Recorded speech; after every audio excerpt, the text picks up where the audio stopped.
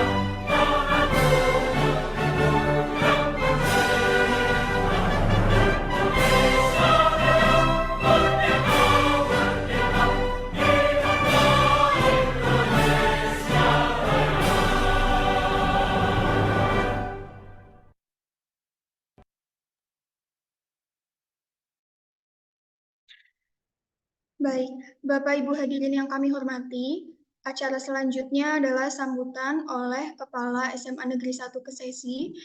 Yang kami hormati, Bapak Dr. Sigit Mangunwardoyo, MPD, dipersilahkan. Terima kasih Bu Nadia. Suara saya sampai Bu Nadia. Terdengar, Pak. Terima kasih. Baik, bismillahirrahmanirrahim. Assalamualaikum warahmatullahi wabarakatuh. Bapak Ibu,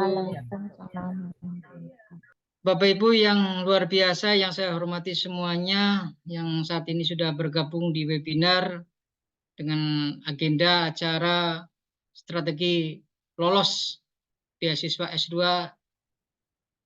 yang dalam kesempatan ini kita akan menghadirkan 3 narasumber. Izinkan pertama-tama saya mengaturkan ucapan terima kasih dan rasa hormat kami atas nama instansi SMA Negeri 1 Kesesi yang atas apresiasi Bapak Ibu untuk bisa bergabung dengan kegiatan Kombel kami. Kemudian khususon ini kepada Ibu Rita Kusmaningsih selaku Ketua Kombel Ibu, Bapak Ibu.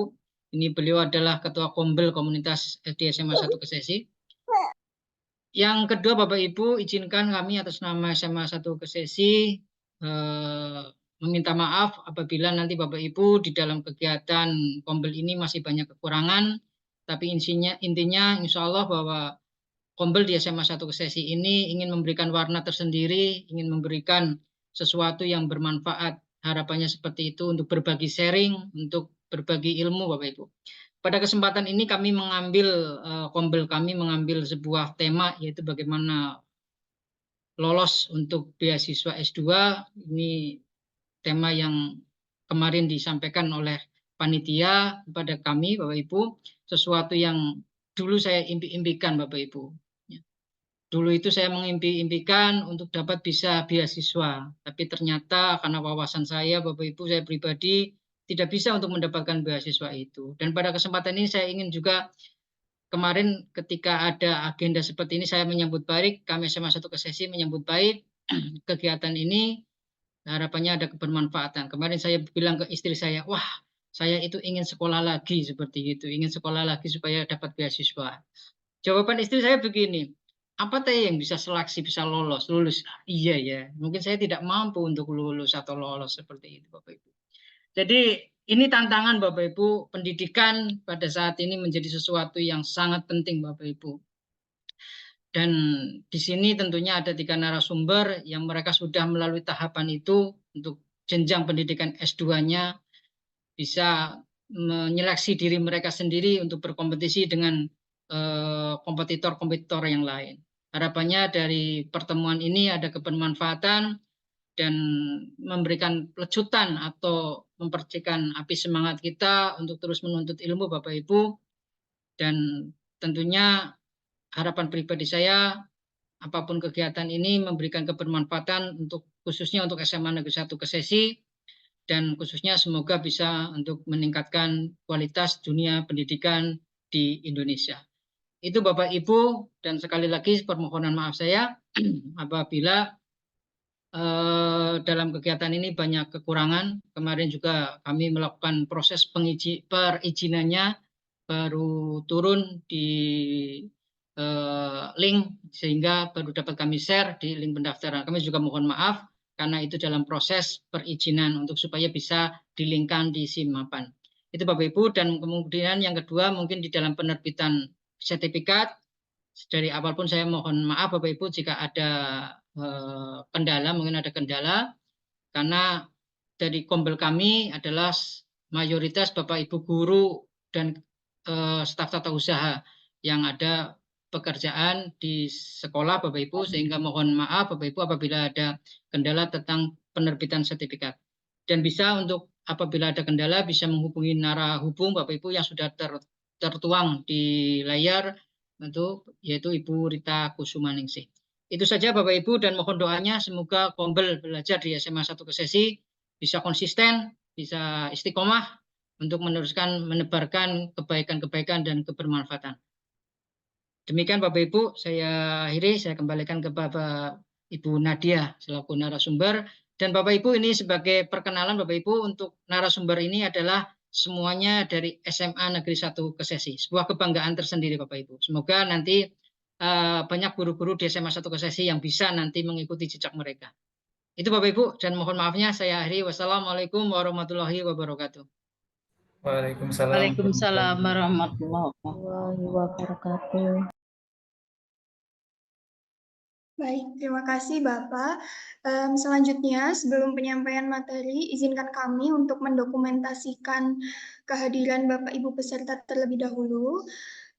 Mohon untuk mengaktifkan kamera Zoom-nya untuk kami dokumentasikan terlebih dahulu.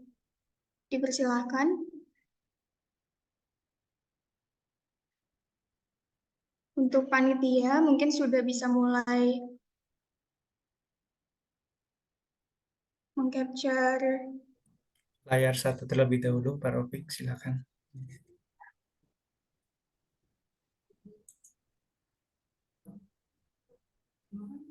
Layar 2.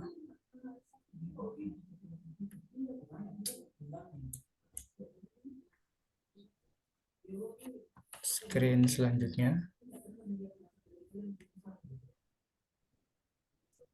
Mohon yang belum mengaktifkan layar kameranya mungkin bisa diaktifkan terlebih dahulu.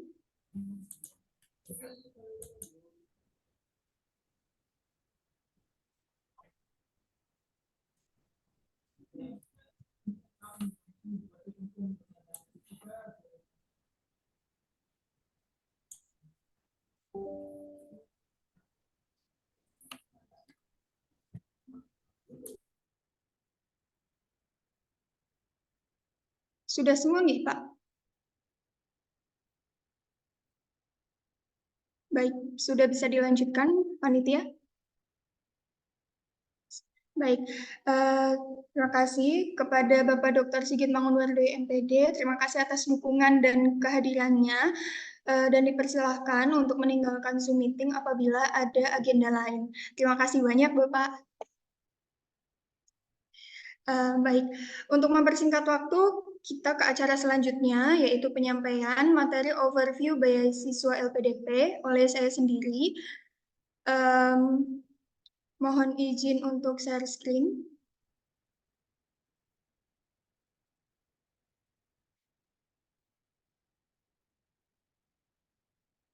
Baik, apakah tampilannya sudah berubah, Bapak Ibu semuanya? Sudah tampak. Baik, terima kasih. Akan saya mulai langsung saja untuk overview beasiswa LPDP. Baik, LPDP atau Lembaga Pengelola Dana Pendidikan merupakan sebuah lembaga pengelola dana abadi untuk mendanai beasiswa yang berada di bawah pengawasan Kementerian Keuangan.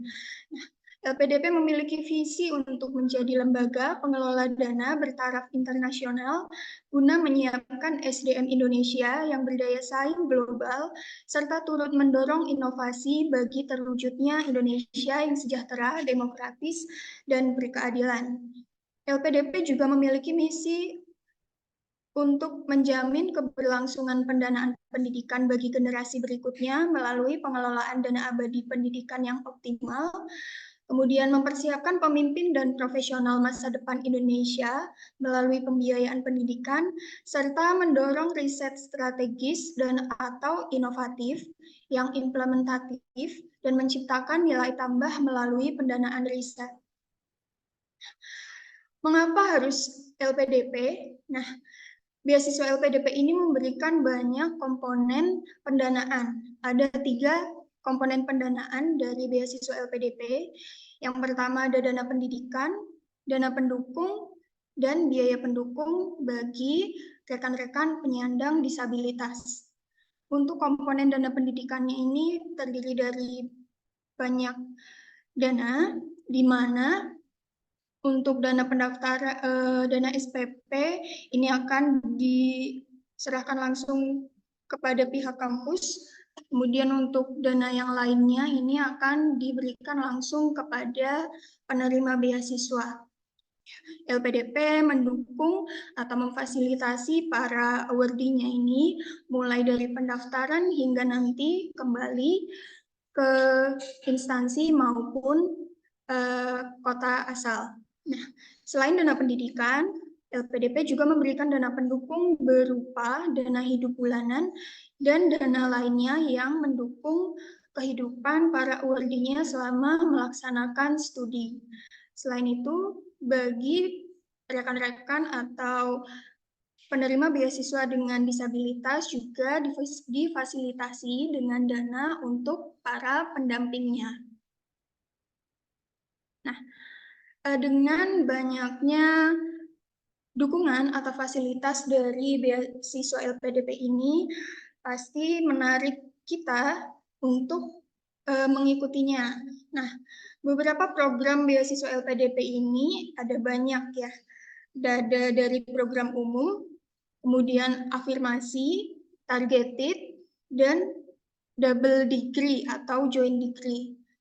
Di mana untuk program umum ini ada beasiswa reguler, kemudian ada beasiswa perguruan tinggi unggul dunia, ada beasiswa parsial juga. Kemudian di program afirmasi ada beasiswa penyandang disabilitas untuk putra-putri Papua, untuk daerah afirmasi, dan untuk kalangan prasejahtera. Sedangkan di program targeted ini ada banyak ya, ada beasiswa PNS TNI Polri, di mana ini adalah beasiswa atau jalur beasiswa yang saya dan Pak Imam ikuti. Kemudian ada beasiswa kewirausahaan, pendidikan kader ulama, dokter spesialis dan subspesialis, ada juga dokter talenta riset dan inovasi nasional, kemudian beberapa beasiswa prioritas. Nah, karena di sini kebanyakan atau mayoritas peserta adalah dari PNS dan khususnya tenaga pendidikan, mungkin kami akan berfokus pada program beasiswa khusus untuk PNS, TNI, dan Polri. Tetapi apakah PNS, TNI, Polri hanya bisa mengikuti di program ini? Tentu tidak. Jika memang yang bersangkutan memenuhi beberapa sasaran atau dari program beasiswa lainnya, itu jika dirasa lebih mudah secara persyaratan melalui jalur tersebut, bisa memilih jalur tersebut. Seperti misalnya, jika seorang PNS tersebut merupakan putra-putri Papua, maka yang bersangkutan bisa memilih beasiswa putra-putri Papua. Seperti itu. Baik, kita akan bahas mulai dari beasiswa PNS TNI Polri terlebih dahulu. Nah, beasiswa targeted untuk PNS TNI Polri ini disasarkan untuk khususnya yang jelas untuk PNS, TNI, dan Polri. Pendaftar yang merupakan lulusan sekolah kedinasan yang belum diangkat menjadi CPNS juga diperbolehkan mendaftar dengan mengunggah surat keterangan dari lembaga terkait. Kemudian, apabila pendaftar mengundurkan diri sebagai CPNS, PNS, prajurit TNI, atau anggota Polri setelah ditetapkan sebagai calon penerima beasiswa, maka beasiswa dihentikan. Nah, untuk usia maksimal pendaftar, program magister dalam maupun luar negeri untuk PNS adalah 37 tahun, PNS dengan jabatan fungsional tertentu adalah 42 tahun, sedangkan untuk TNI Polri adalah 40 tahun. Kemudian untuk program doktoral adalah 5 tahun lebihnya dari program magister. Nah, selanjutnya syarat bahasa ini mungkin yang menjadi ganjalan beberapa rekan-rekan. Nah, ini ada magister, untuk program magister dalam negeri bisa menggunakan TOEFL ITP dengan skor minimal 500. Bisa juga menggunakan IELTS dengan skor 6.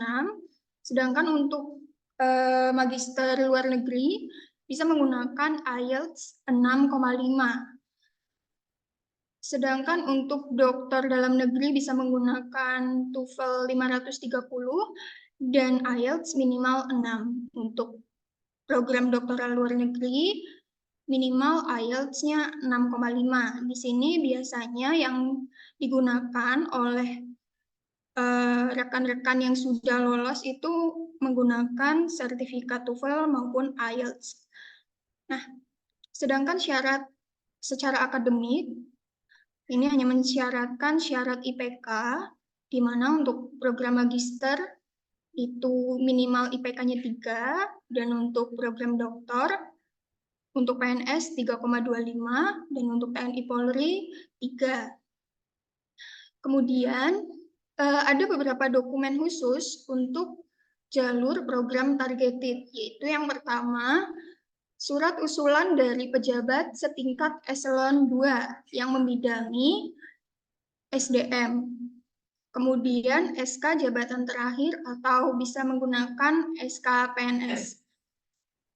Selanjutnya untuk proses seleksi ini di semua jalur sama, di semua program, yaitu yang pertama dari seleksi administrasi, kemudian dilanjutkan dengan tes bakat skolastik, dan dilanjutkan dengan tes substansi atau wawancara.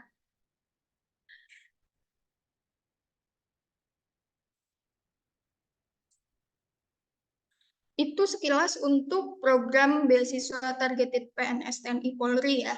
Tadi di awal saya juga menyampaikan bahwa rekan-rekan bisa memilih di program lain, bisa mungkin rekan-rekan PNS yang juga penyandang disabilitas bisa memilih program afirmasi beasiswa penyandang disabilitas.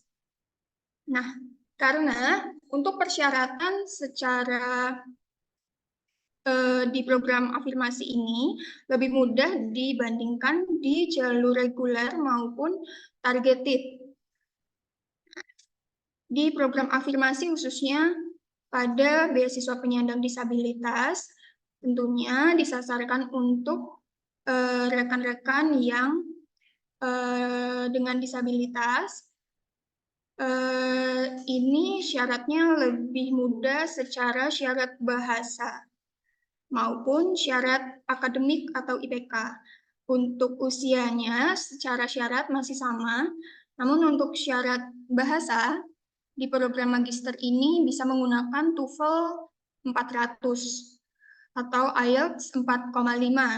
Kemudian di magister luar negeri minimal TOEFL-nya 500 atau bisa menggunakan IELTS 6. Sedangkan di program doktoral untuk dalam negeri TOEFL-nya minimal 450, sedangkan di luar negeri minimal TOEFL 500. Jadi jika rekan-rekan atau mungkin ada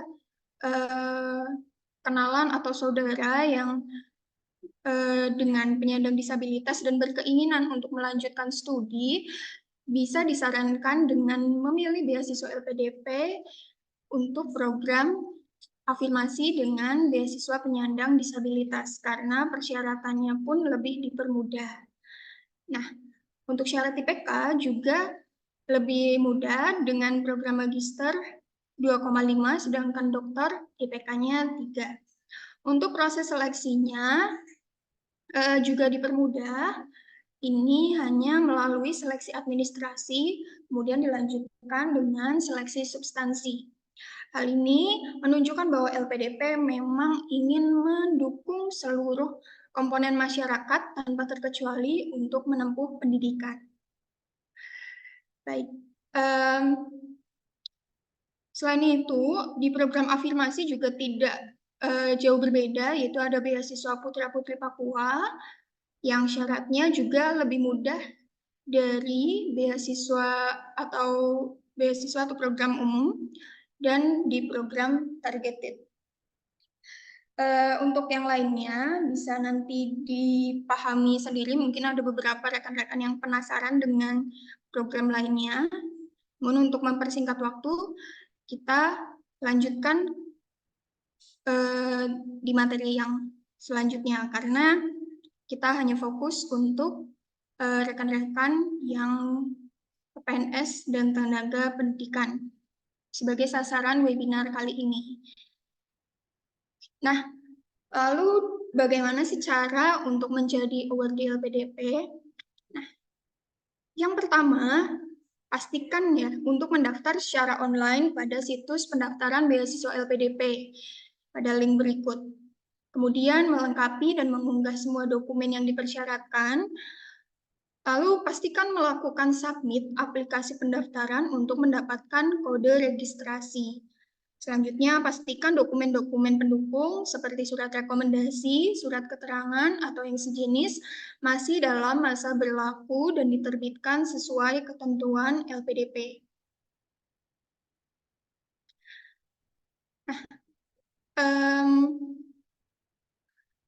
Baik, untuk persiapan pendaftaran, rekan-rekan bisa mengisi biodata diri secara online pada form situs pendaftaran beasiswa LPDP, kemudian menyiapkan KTP, ijazah, transkrip nilai, kemudian sertifikat kemampuan bahasa Inggris, dan LOE atau surat keterangan diterima oleh pihak kampus. Nah, ini ada contoh sertifikat TOEFL yang diterima oleh LPDP, yaitu yang diterbitkan oleh ITS.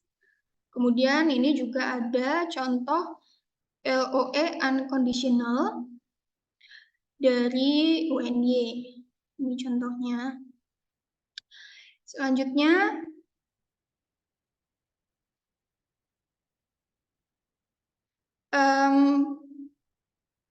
rekan-rekan juga perlu menyiapkan surat rekomendasi dari tokoh masyarakat atau akademisi. Nah, ini pada pendaftaran LPDP untuk program targeted ini sebenarnya belum mensyaratkan secara khusus karena sudah terwakili dengan surat usulan dari pejabat eselon 2 yang ada pada gambar di sebelahnya ini.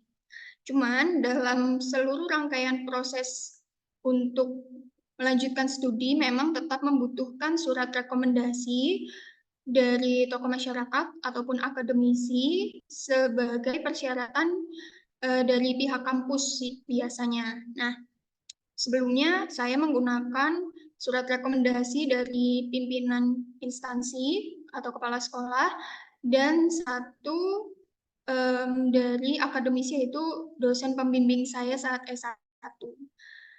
Selanjutnya,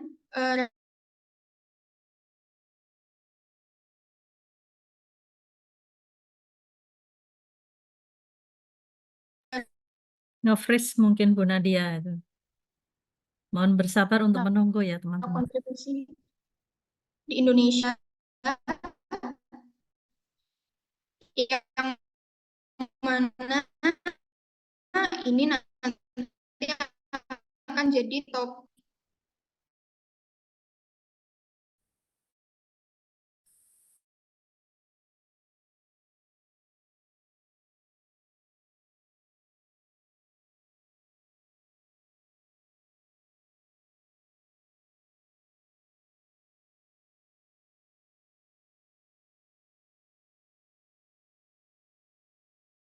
Halo, apakah bisa dilanjutkan oleh narasumber yang lain?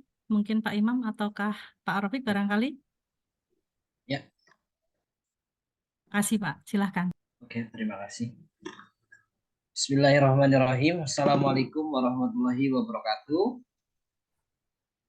Waalaikumsalam. Selamat siang, salam sejahtera untuk kita semua. Om Swastiastu, Namo Buddhaya, salam kebajikan. Bapak Ibu, mohon maaf mungkin Bu Nadia terkendala dengan sinyal. Saya lanjutkan paparan selanjutnya dari saya. Saya mohon izin untuk share screen.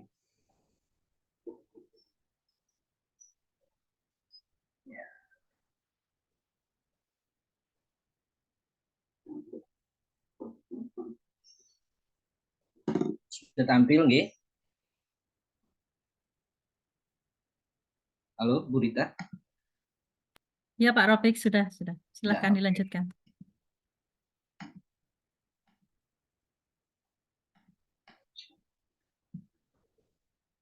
Baik, langsung saja Bapak Ibu. Tadi perkenalan juga sudah disampaikan oleh moderator. Saya langsung saja mohon izin Bapak Ibu, saya sharing terkait dengan ya. Mohon izin karena waktu saya masih boleh melanjutkan sedikit materinya karena tadi belum selesai. Mohon izin karena tadi ada kendala sinyal, maaf.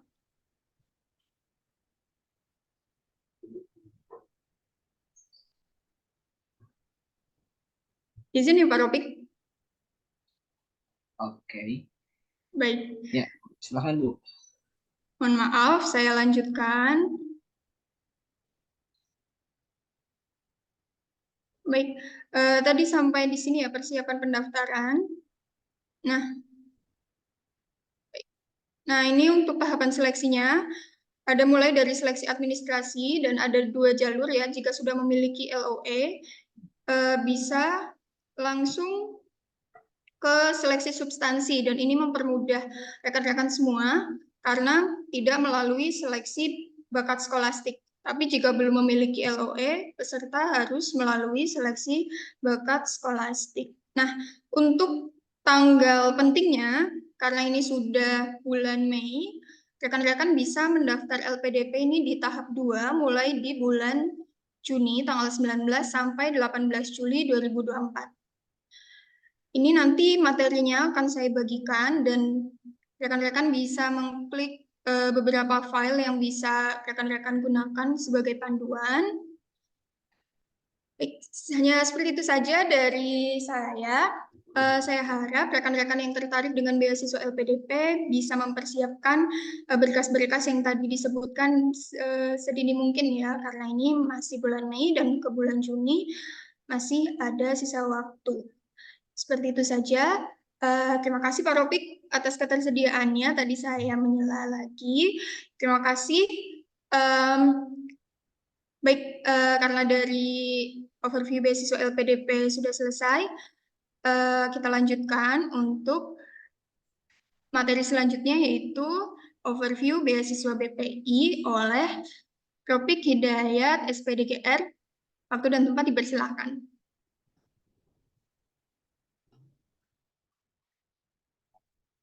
Ya. Oke, mohon maaf juga Bu Nadia ya, saya tadi ambil alih.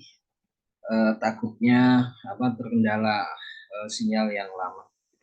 Mohon izin Bapak Ibu, saya melanjutkan ya langsung ke materi overview BPI tahun 2024. Nah, ini saya mengetahui juga banyak dari Bapak Ibu yang memiliki latar belakang yang berbeda, di antaranya mungkin umur, kemudian juga minat bakat, kemudian juga terkait dengan latar belakang terutama.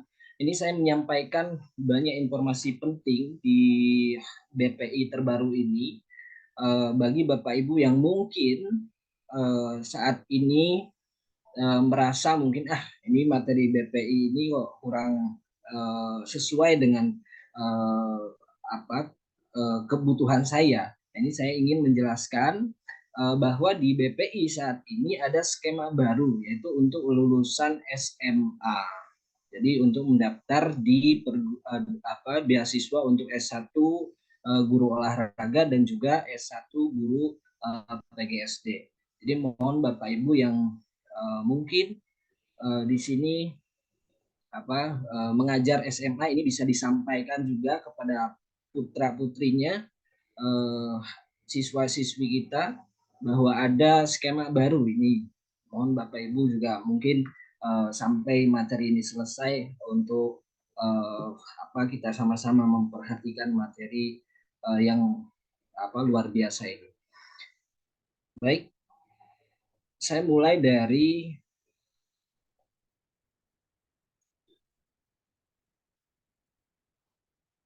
outline-nya dulu. Jadi nanti akan saya jelaskan adalah tentang terkait dengan BPI itu sendiri. Kemudian komponen apa saja yang bisa didapatkan Bapak Ibu sebagai award BPI, bagaimana alur seleksinya, kemudian apa saja persyaratannya, kemudian nanti juga di akhir akan saya berikan tips untuk meraih beasiswa BPI. Terkait dengan BPI ini, yang melatar belakanginya adalah RPJM. Tentu RPJM ini di breakdown lagi menjadi renstra balai pembiayaan perguruan tinggi tahun 2021. Ini dari RPJM sebanyak 7 poin. Ini diambil 3 poin oleh Kemdikbudristek. Di antaranya yaitu meningkatkan sumber daya manusia yang berkualitas dan berdaya saing, kemudian revolusi mental dan pembangunan kebudayaan, terakhir adalah memperkuat stabilitas Polhukam dan transformasi pelayanan publik. Yang mungkin berkaitan dengan kita adalah revolusi mental dan juga transformasi pelayanan publik. Ini adalah dasar dari keinginan kita dan harus sesuai juga ketika kita mau mendaftar, harus sesuai dengan fokus dari tujuan rencana pembangunan jangka menengah. Jadi ketika kita nanti di perjalanannya ada hal-hal yang mungkin kurang berkenan, kita mengingat RPJM ini supaya kita meluruskan kembali niat kita adalah untuk 3 hal ini. Adapun untuk kuota dari Renstra BPPT tahun 2021 sampai 2024, saya ambil data tahun 2023, ini kuotanya BP ini sekitar 9.613. Ini ada peningkatan di tahun 2024 sebanyak 12.345. Ini ada peningkatan kuota. Jadi semakin banyak kuota tentu bagi Bapak Ibu yang mungkin berminat ini memiliki kesempatan yang atau peluang yang sangat besar sekali. Terkait dengan BPI ini pengelolaannya itu di BPPT, kemudian pendanaan tetap melalui LPDP. Jadi ini uniknya. Jadi dikelolanya oleh BPPT, tapi pendanaan tetap dari LPDP. Untuk programnya ini ada beasiswa bergelar dan juga non gelar. Nah ini sasarannya ada untuk perguruan tinggi dalam dan luar negeri. Ini sudah dijelaskan terkait dengan komponen pembiayaannya sama seperti LPDP yang sudah dijelaskan tadi oleh Ibu Nadia. Saya next saja. Nah, untuk tahap alur seleksi ini memang agak berbeda dengan LPDP, yaitu dimulai dari tahap pendaftaran, ya, administrasi. Ini kita siapkan beberapa dokumen penting yang sudah dipersyaratkan di dalam juknis. Kemudian setelah itu kalau misalkan kita lolos, kita maju ke tahap wawancara. Nah, tahap wawancara ini nanti yang akan dinilai adalah kemampuan akademik kita.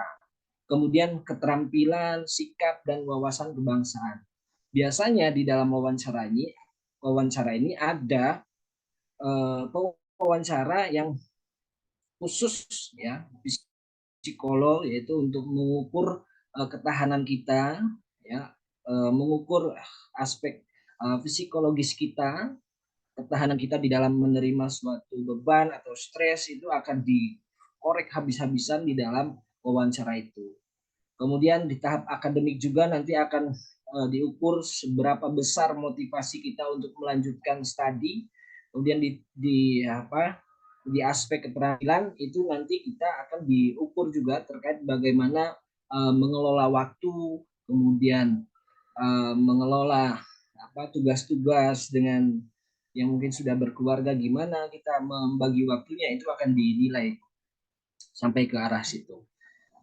Setelah itu akan ada pengumuman setelah wawancara, dilakukan pengumuman awardee. Jadi tahap secara garis besarnya seperti itu.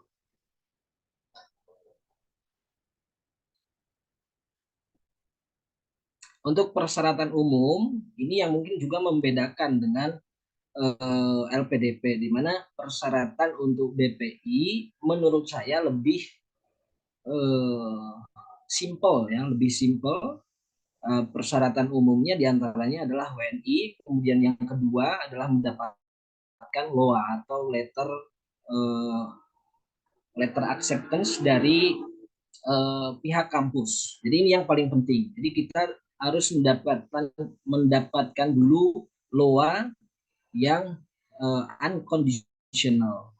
Kemudian yang ketiga, bagi pendaftar S1 ini wajib telah menyelesaikan studi SMA-nya. Dibutuhkan suket, ya, suket untuk lulus, atau misalnya kalau sudah memiliki ijazah, ya kita uploadnya ijazah nanti.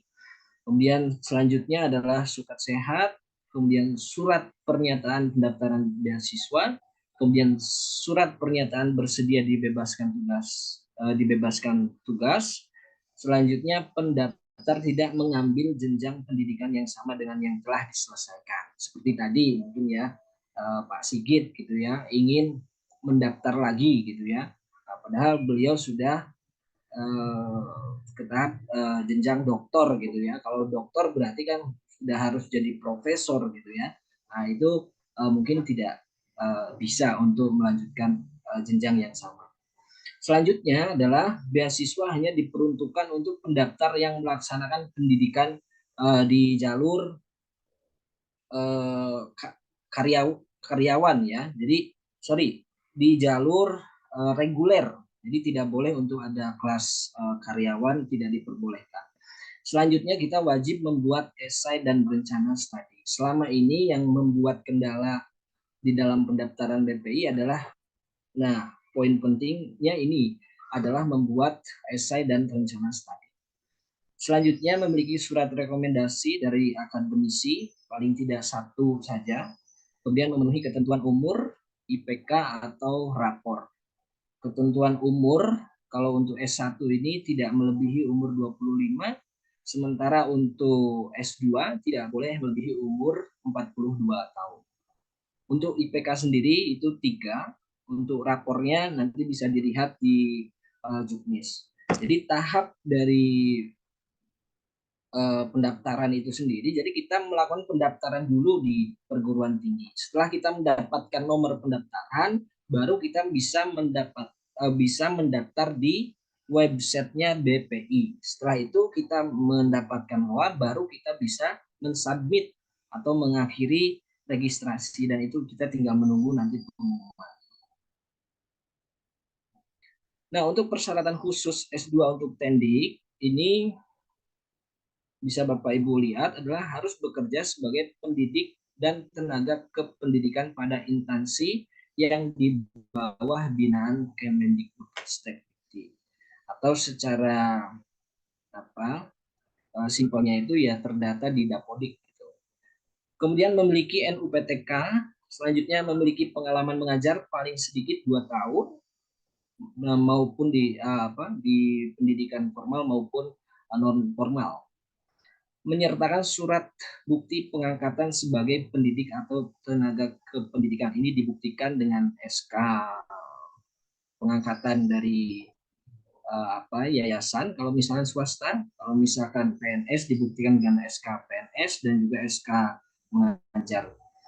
Kalau yang memiliki surat atau sertifikat guru penggerak itu bisa diuploadkan juga, tapi perlu Bapak Ibu ketahui bahwa sertifikat guru penggerak ini bukan menjadi faktor utama kelulusan. Jadi banyak sekali juga dari teman-teman saya yang memiliki sertifikat guru penggerak yang tidak lolos. Jadi bagi Bapak Ibu yang tidak menjadi guru penggerak jangan berkecil hati karena itu bukan menjadi faktor kelulusan.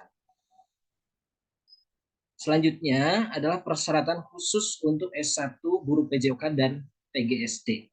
Nah, ini perlu diketahui Bapak Ibu, kata di awal saya tadi sudah menjelaskan sedikit bahwa BPI membuka skema baru, yaitu untuk lulusan SMA tahun ini bisa mendaftar BPI yang sudah mendaftar di perguruan tinggi untuk menjadi guru SD dan PJOK, ini bisa mendaftar BPI tahun ini.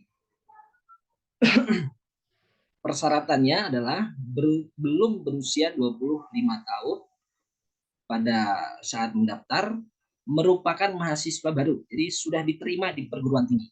Nah, berdasarkan informasi yang saya dapatkan, untuk pengumuman SBMPTN atau UTBK ini ada di tanggal tanggal 10 kalau tidak salah ya, tanggal 10-an Juni ini, itu masih bisa mengejar untuk beasiswa itu. Kemudian selanjutnya menandatangani surat pernyataan komitmen setelah lulus S1 bersedia mengikuti pelaksanaan PPG Prajabatan. Jadi setelah lulus S1 ini harus mengikuti PPG Prajabatan. Itu senang sekali gitu ya kalau misalkan kita anak-anak kita mendapatkan hal seperti ini. Yang kedua itu harus menandatangani surat pernyataan bersedia menjadi guru. Nah, ini momok menakutkannya. Harus menjadi guru di wilayah Provinsi Riau, Kalsel, Kalimantan Selatan, Bali, Maluku, atau Sulawesi Tengah. Ini untuk guru PJOK. Sementara untuk PGSD ini harus bersedia ditempatkan nanti di Provinsi Kalimantan Utara, Maluku Utara, Sulawesi Barat, Maluku, dan Kepulauan Bangka Belitung. Nah, ini yang perlu menjadi nanti mungkin perhatian bagi adik-adik nanti yang mau mendaftar beasiswa. Untuk jadwalnya ini masih bisa saya kira mengejar ini ya, mulai dari pendaftaran di tanggal 2 Mei sampai 15 Juni dan untuk tahap selanjutnya biasanya jadwalnya menyusul untuk pengumuman hasil dan wawancara. Dan perlu diketahui juga Bapak Ibu, untuk biasanya untuk jadwal BP ini ada 2 gelombang. Gelombang 1 biasanya di bulan Juni sampai Juni ini. Gelombang 2 itu biasanya di bulan Agustus atau September. Jadi kalau misalkan Bapak Ibu, nah ini tips menjadi awadi.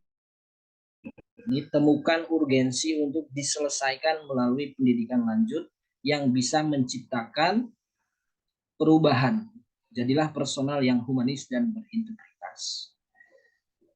Ini yang paling penting di dalam nanti ketika mendaftar BPI.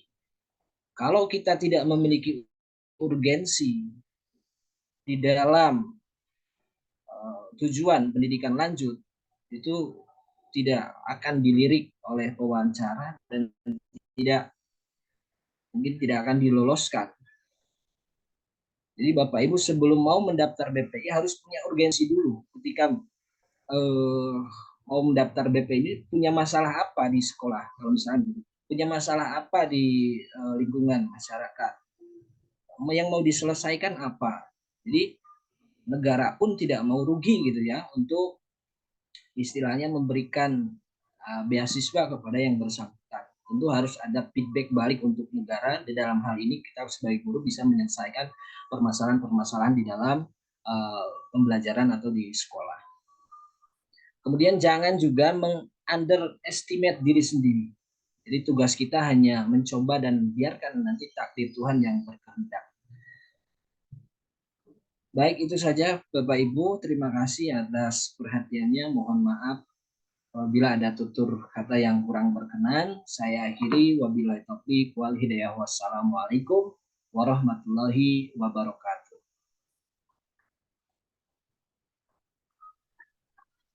Baik, terima kasih Pak Rofik atas materi yang disampaikan. Sangat informatif sekali ya, banyak informasi-informasi baru yang mungkin rekan-rekan perlu ketahui yang berminat untuk mendaftar beasiswa BPI. Baik, tibalah kita pada materi pamungkas, materi mengenai strategi penulisan esai beasiswa yang baik serta tips untuk lolos tes substansi atau wawancara beasiswa. Pada M. Imam Fauzi SPDKR, dipersilahkan.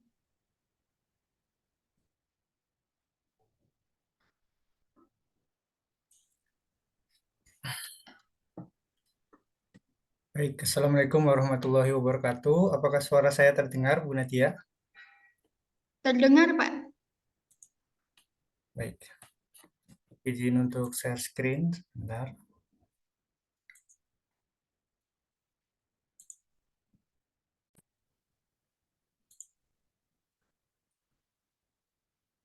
Baik, terima kasih untuk kesempatan yang telah diberikan. Di sini saya akan berbagi mengenai strategi menulis esai untuk beasiswa. Sebelumnya saya sudah diperkenalkan, nama saya Muhammad Imam Fauzi. Saat ini saya sedang melanjutkan studi S2 di Pendidikan Biologi Universitas Negeri Malang melalui beasiswa LPDP. Baik. Sebelumnya kita berkenalan terlebih dahulu dengan yang namanya esai. Nah, esai menurut Kamus Besar Bahasa Indonesia merupakan prosa yang membahas suatu masalah secara sepintas lalu dari sudut pandang pribadi penulisnya. Esai merupakan bagian yang tidak terpisahkan dari tahapan seleksi beasiswa, baik itu beasiswa LPDP, BPI, kemudian mungkin ada BIB, maupun beasiswa lainnya. Nah, di sini kita bisa membagi esai menjadi dua kategori. Yang pertama adalah kategori jelek, yang pertama adalah kategori esai yang jelek atau kurang bagus, dan yang kedua adalah esai bagus. Kapan disebut dengan jelek, kapan disebut dengan bagus? Nah, esai yang jelek umumnya isinya tidak menjawab pertanyaan atau tidak sesuai instruksi yang diberikan. Tidak rinci, atau apa yang disampaikan terlalu dangkal, tidak menunjukkan kecerdasan atau pengetahuan si penulis di bidang studi atau yang digelutinya. Kemudian untuk esai yang bagus, umumnya adalah langsung menjawab pertanyaan atau sesuai dengan instruksi yang diberikan, dijelaskan secara rinci, kemudian padat dan jelas, dan isi menunjukkan kecerdasan atau pengetahuan si penulis di bidang studi yang digelutinya.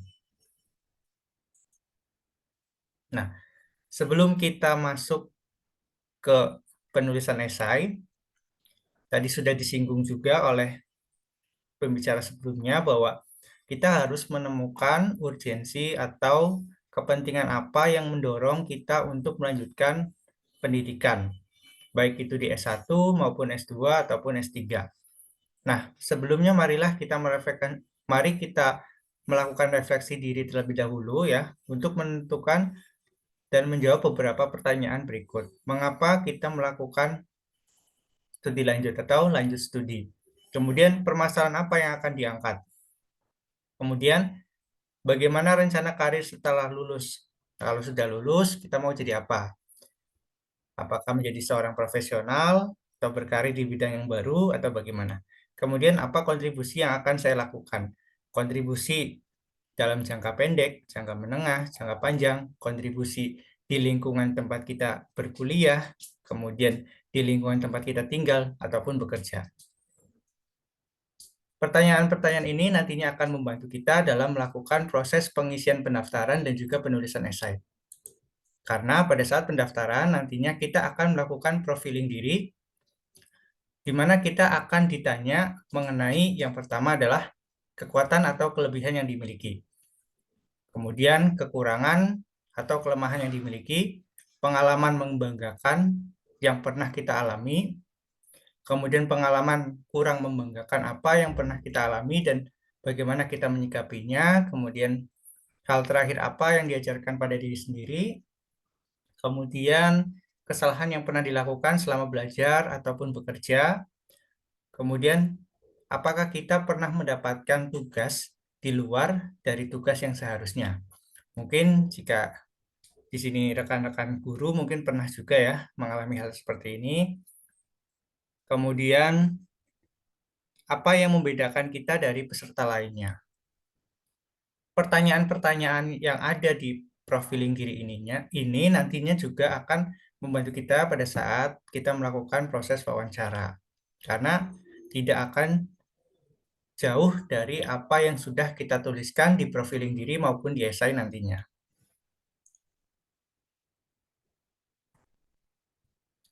Nah, berikut merupakan tips menulis esai berdasarkan pengalaman yang sudah kami alami. Yang pertama tentunya adalah kita harus memperhatikan jumlah kata. Perhatikan batasan jumlah kata yang diperbolehkan. Umumnya esai ditulis minimal 1.500 kata, maksimal 2.000 kata. Jangan kurang dari 1.500 dan jangan lebih dari 2.000 kata. Kita bisa menggunakan bantuan Microsoft Word ataupun yang lainnya yang sejenis untuk membantu kita menghitung jumlah kata yang sudah kita tuliskan. Pada saat pembuatan profiling diri maupun esai memang sangat disarankan kita menuliskan terlebih dahulu di Microsoft Word. Kemudian yang kedua adalah outline. Kita harus membuat outline atau poin-poin apa saja yang akan teman-teman tuangkan ke dalam esai. Dibuat subtopik. Jadi untuk esai itu tidak ada yang namanya bentuk baku ataupun format baku dari baik itu dari LPDP maupun BPI, hanya ditentukan temanya saja. Misalkan untuk LPDP dengan tema komitmen, rencana pasca studi, dan kontribusiku untuk Indonesia. Dari situ kita bisa membreakdown menjadi beberapa subtopik, misalkan topik pertama tentang komitmen dan motivasi, kemudian topik kedua rencana pasca studi, topik ketiga kontribusi untuk Indonesia. Yang ketiga di sini adalah konsisten. Kita harus menulis esai secara konsisten dan usahakan terdapat benang merah dari paragraf awal hingga paragraf terakhir esai. Jadi permasalahan apa yang dibawa dari awal, harapannya di akhir akan kita coba sajikan solusi dari permasalahan yang sudah kita angkat, seperti itu. Jadi harus ada benang merahnya. Kemudian jujur. Jujurlah dalam menulis esai, tidak usah terlalu dibuat-buat dan hindari plagiat. Mengapa? Karena setiap orang pasti memiliki cerita tersendiri dan setiap cerita pasti juga memiliki keunikan tersendiri. Jadi jangan terlalu insecure pada apa yang sudah pernah kita lalui. Kemudian di sini adalah proofreading. Cek kembali esai yang telah selesai ditulis untuk menghindari kesalahan ketik atau typo. Teman-teman bisa meminta bantuan rekan, teman, senior, ataupun mentor dalam memeriksa esai. Ini beberapa tips menulis esai. Kemudian kita akan masuk pada contoh penulisannya. Ya. Setidaknya terdapat 6 bagian dalam kita menulis esai. Yang pertama pasti ada perkenalan. Bagian ini merupakan awal tulisan di mana Anda dapat menuliskan perkenalan singkat. Beberapa hal yang dapat ditulis pada bagian ini, yang pertama adalah quotes atau kalimat motivasi, mungkin bisa juga ambil al-hadis ya, ataupun ayat-ayat suci Al-Quran maupun kitab yang kita imani. Kemudian identitas diri, meliputi nama, pendidikan, asal, latar belakang pekerjaan saat ini, dan yang lainnya. Kemudian pengalaman, meliputi pengalaman kita selama berkuliah, pengalaman pekerjaan, organisasi, volunteer, ataupun yang lain. Dan tentu saja harus mencantumkan motivasi. Berikut ini merupakan contohnya. Pendidikan adalah transmisi dari sebuah peradaban, oleh sebab itu pendidikan memiliki peranan penting dalam membangun peradaban zaman yang bisa dimulai sejak dini, dan seterusnya. Kemudian di sini ada perkenalkan saya siapa, kemudian dari prodi apa, fakultas mana, kampus mana. Boleh kita tuliskan, kita lulus berapa semester, seperti itu, IPK-nya berapa, boleh ditambahkan. Kemudian yang kedua adalah permasalahan. Paparkan permasalahan yang urgent di daerah atau di Indonesia secara umum, terutama berhubungan dengan konsentrasi bidang keilmuan saudara. Beberapa hal yang perlu ditulis dan diperhatikan pada bagian ini, yang pertama adalah lokasi, kemudian waktu, dan kondisi.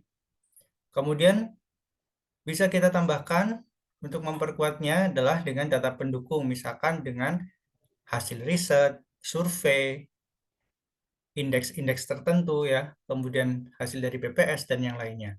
Kemudian permasalahan strategis atau isu terkini, dan kita harus menerapkan prinsip umum bahwa permasalahan yang kita angkat itu harus unik, menarik, dan urgent. Sebagai contoh adalah sebagai berikut ya. Sini contoh dari data pendukungnya adalah berdasarkan hasil survei lapangan data terpadu kesejahteraan sosial yang saya lakukan selama pelaksanaan program apa di akhir tahun bla bla bla ya di kecamatan pada 5 kecamatan di kabupaten tertentu ini ya, menemukan banyak sekali permasalahan sosial yang kompleks perihal pendidikan di sana. Seperti itu. Kemudian setelah kita menjelaskan permasalahan yang kita temukan, otomatis kita harus menawarkan solusi. Solusi apa yang ditawarkan? paparkan solusi dari masalah yang saudara angkat ya. Kemudian beberapa hal yang perlu ditulis dan diperhatikan pada bagian ini. Yang pertama, solusinya harus relevan, harus berhubungan dengan apa yang kita temukan, permasalahan yang kita temukan. Kemudian harus solutif dan terukur. Ojo ndaki-ndaki. Maksudnya di sini ojo ndaki-ndaki adalah jangan terlalu tinggi ya, bahasanya jangan terlalu tinggi. Kita bisa mulai untuk memecahkan suatu permasalahan, misalkan permasalahan di pendidikan di Indonesia, melalui langkah-langkah kecil seperti itu. Pastikan solusi yang kita tawarkan itu memiliki dampak atau impact dan bisa kita terapkan 5W 1H. Siapa, di mana, kapan, apa, dan seterusnya. Ini adalah contohnya. Ya, misalkan di sini program yang saya pelopori bernama program bla bla bla ya. Merupakan program apa dijelaskan di sini. Berdasarkan permasalahan yang sudah dipaparkan sebelumnya. Nah, sebagaimana tadi di awal saya sampaikan bahwa dalam penulisan esai tidak ada form baku, mau modelnya seperti apa ya, urutannya seperti apa dan bagaimana, yang pasti harus menjawab tema yang sudah disampaikan oleh panitia, baik itu LPDP, BPI, ataupun yang lainnya. Misalkan temanya ini ya, komitmen rencana pasca studi dan kontribusiku untuk Indonesia. Nah, di sini bisa dituliskan oleh siapa sebagai bentuk dari penulisan identitas diri. Kemudian tadi seperti yang saya sampaikan ya, bisa kita breakdown dari tema yang ada menjadi beberapa subtopik. Misal topik pertama motivasi dan komitmen diri. Bisa langsung kita mulai di awal paragraf pembuka dengan memunculkan permasalahan, kegundahan, kegalauan yang kita temukan setelah kita melakukan pengamatan lingkungan sekitar, atau mungkin membaca jurnal atau melihat info di media sosial, ada keresahan apa, kita bisa tuliskan di sini. Ini menjadi suatu permasalahan. Nah, tadi juga ada latar belakang pekerjaan ya di sini, bisa kita tuliskan identitas diri sebagai seorang guru biologi, misal seperti itu. Kemudian nanti mulai masuk ke pengalaman dan juga diiringi dengan solusi atas permasalahan yang kita temukan. Seperti itu. Misalkan, hal pertama yang saya ingin ubah adalah pada bidang literasi, pengalaman mengaktifkan literasi sebagai guru SM3T di SMP Negeri 4 Tayan Hilir, Kecamatan Tayan Hilir, Kabupaten Sanggau, Provinsi Kalimantan Barat. Saya coba terapkan kembali di tempat sekarang saya bertugas di SMA Negeri 1 Kesesi, Kabupaten Pekalongan. Hal yang saya lakukan adalah mengaktifkan kembali kelompok ilmiah remaja. Nah, mengaktifkan kelompok ilmiah remaja ini merupakan salah satu contoh dari solusi ya untuk permasalahan yang ada, dan ini merupakan salah satu hal yang saya rasa tidak ndaki-ndaki atau tidak terlalu tinggi dan dapat terukur gitu, dapat dilaksanakan. Itu contohnya. Lanjut keempat, rencana studi. Ini merupakan hal yang sangat vital dan hal yang pasti ditanyakan pada saat nantinya teman-teman atau rekan-rekan melakukan proses wawancara atau tes substansi, baik itu LPDP, BPI, ataupun beasiswa lainnya. Pasti ditanyakan, apa yang akan kita lakukan selama masa studi? Nah, sebelum itu pastikan kita sudah melakukan riset mendalam untuk mengetahui kurikulum di jurusan yang kita pilih. Kita bisa melakukan proses wawancara ke teman yang sudah lebih dahulu kuliah di suatu jurusan ya, ataupun kita bisa melihat webnya ataupun media sosialnya atau yang lainnya.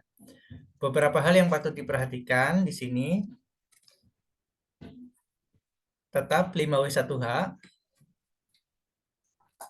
Misalkan ya, berapa semester program yang ditawarkan.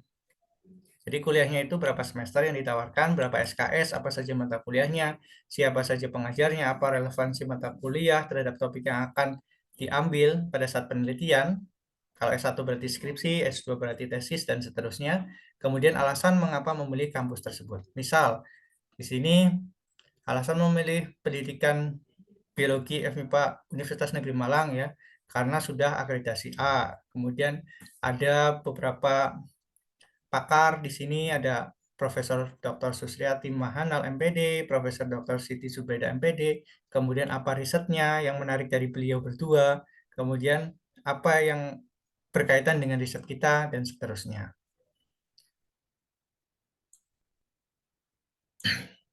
Kemudian yang kelima adalah rencana pasca studi. Di sini kita bisa menjelaskan setelah kita lulus kita mau jadi apa. Apakah mau berkontribusi dengan cara apa ya? Apakah akan menjadi seorang praktisi, seorang wirausaha, seorang guru, seorang pengawas, dan lainnya. Usahakan dibagi menjadi jangka pendek, jangka menengah, dan jangka panjang. Kemudian untuk PNS mungkin bisa ditambahkan juga menyinggung tentang merit system. Misalkan contohnya adalah seperti ini. Kontribusi yang ingin saya lakukan setelah lulus adalah bla bla bla bla bla, begitu ya. Dalam lingkup sederhana, kemudian secara lebih luas dan seterusnya.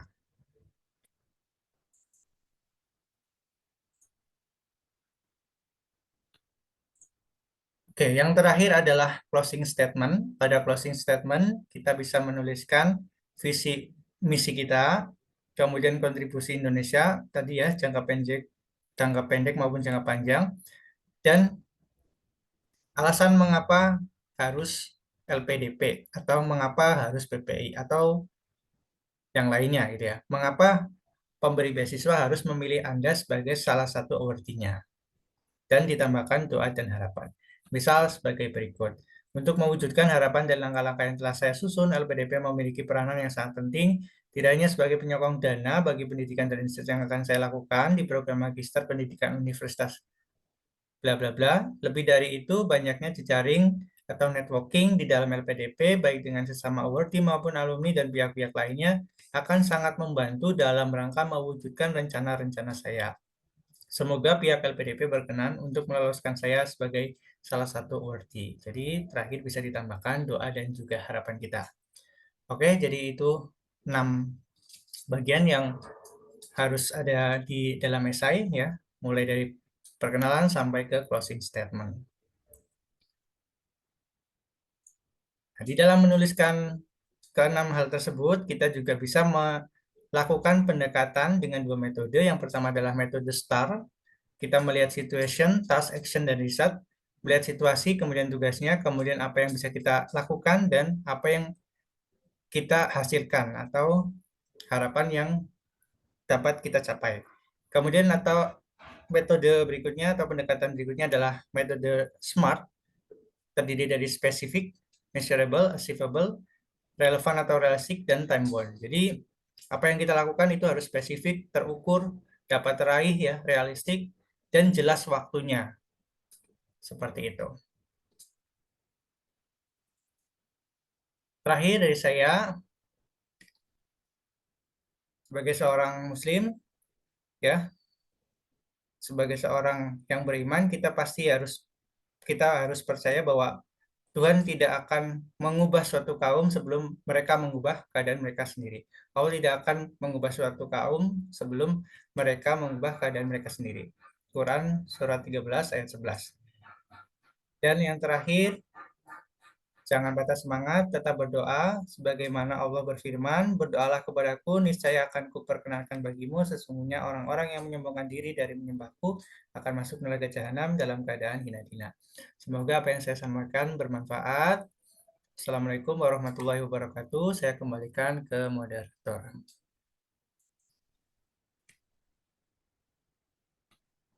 Baik, terima kasih kepada narasumber Pak Imam yang telah menyampaikan materi terkait strategi penulisan esai yang baik ya, dan bagaimana caranya agar penulisan esai ini nanti akan membimbing ke pertanyaan-pertanyaan saat wawancara. Jadi jika esainya ditulis dengan baik, maka nanti ketika akan menjawab masalah-masalah yang ditanyakan ketika wawancara itu juga sudah ada garis besar yang bisa kita jadikan panduan untuk menjawab seperti itu. Nah, baiklah Bapak Ibu hadirin peserta webinar, kita masuk ke sesi tanya jawab. bagi peserta yang atau Bapak Ibu semua yang ingin bertanya, karena saya anggap yang mengikuti webinar ini memiliki ketertarikan untuk lanjut studi ya dengan beasiswa baik BPI maupun LPDP, silahkan untuk mengaktifkan icon raise hand untuk Bapak Ibu yang ingin bertanya.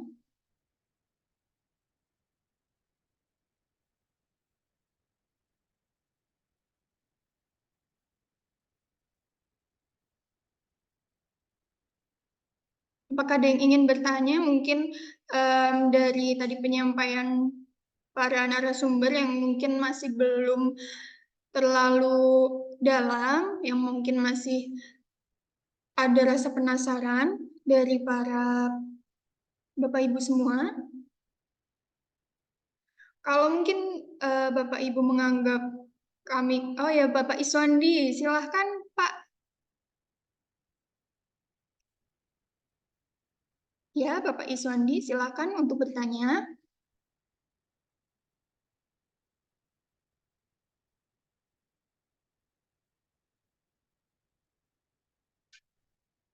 Bapak Iswandi, apakah jadi bertanya? Mungkin bisa menyalakan mikrofonnya terlebih dahulu dan sampaikan pertanyaan yang ingin ditanyakan kepada narasumber.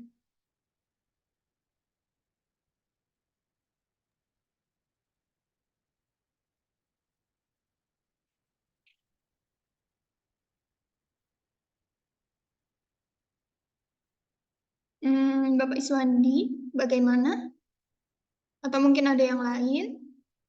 Mungkin Bapak Iswandi sedang terkendala dengan sesuatu secara teknis, belum bisa. Atau mungkin yang mungkin Bapak Ibu ragu-ragu untuk menyatakan secara langsung, bisa dituliskan di chat hal-hal yang ingin ditanyakan.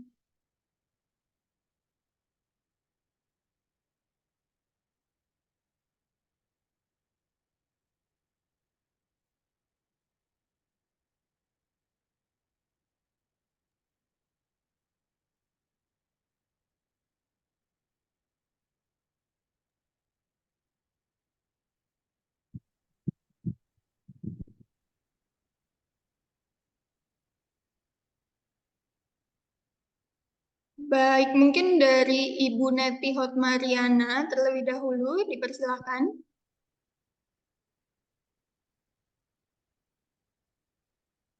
Mikrofonnya belum dinyalakan, Ibu. Baik, sudah terdengar, silakan. Terima kasih Bu Nadia. Saya ini dari SMA Negeri 3 Tangerang. Saya temennya Pak Ropik. Nih, mohon maaf, saya mau bertanya nih. Ini tadi kan ada Bapak Ibu yang ada yang aware di LPDP, ada yang BPI ya. Mohon maaf ya, saya pertanyaannya kalau sensitif. Saya mau bertanya, apakah pernah misalnya kayak pendanaannya macet atau gimana seperti itu? Pernah nggak macet atau lancar-lancar aja baik LPDP maupun BPI? Terima kasih, Bapak Ibu. Baik, terima kasih Bu Neti atas pertanyaannya. Mohon izin menjawab, mungkin nanti Pak Imam dan Pak Ropik bisa menambahkan. Selama pengalaman saya, dari pihak LPDP langsung itu tidak pernah ada kendala. Namun saya pernah selama seperti ini, dengan catatan jika awardee itu melakukan laporan rutinnya itu secara tepat waktu, maka tidak akan ada kendala dari pencairan dari pihak LPDP. Namun jika dari penerimaannya mungkin terlupa atau terlewat dari periode untuk melaporkan perkembangan akademik, maka bisa tertunda. Namun itu juga tidak terlalu lama, hingga sampai 1-2 bulan itu tidak pernah. Seperti itu Ibu Neti, mungkin dari pengalaman saya seperti itu, dari Pak Imam maupun Pak Ropik mungkin bisa menambahkan. Dipersilakan. Baik, dari saya pribadi, pengalaman saya selama ini dalam hal pencairan ataupun ya dalam hal pencairan dana, itu alhamdulillah tidak pernah ada kendala. Sama seperti yang disampaikan oleh Bu Nadia bahwa Yang penting dalam proses laporan itu tepat waktu, tidak terlambat, insya Allah pencairannya juga tidak terlambat. Monggo Pak Rafiq. Baik, izin menambahkan ya dari jawaban teman-teman terkait dengan BPI sendiri. Menurut pengalaman saya, pencairannya ini agak agak telat. Ya, bahkan saya pernah waktu itu pencairan untuk dana semua dana itu terlambat sampai 3 bulan. Dengan alasan dari pihak BPI itu beralasan bahwa terjadi miskomunikasi antara BPPT sebagai pengelola dari beasiswa, yaitu BPPT itu singkatan dari Balai Pembiayaan Perguruan Tinggi, itu miskomunikasi dengan pihak LPDP. Jadi karena mungkin berbeda instansi ya antara BPI dengan LPDP, jadi untuk BPI seringnya telat. Jadi seperti itu Bu Neti. Baik Ibu Neti, seperti itu masing-masing punya itu ya Bu. Sebenarnya mungkin kalau dari BPI itu kan karena masih di bawah Kementerian Keuangan juga, tapi kemudian dinaungi lagi oleh Kementerian Pendidikan, Kemendikbud ya. Jadi mungkin karena ada 2 naungan, mungkin itu sehingga prosesnya ada beberapa kendala. Namun kalau dari dari LPDP karena langsung di bawah Kementerian Keuangan, secara pendanaan itu selama ini tidak ada kendala, Ibu Neti. Seperti itu.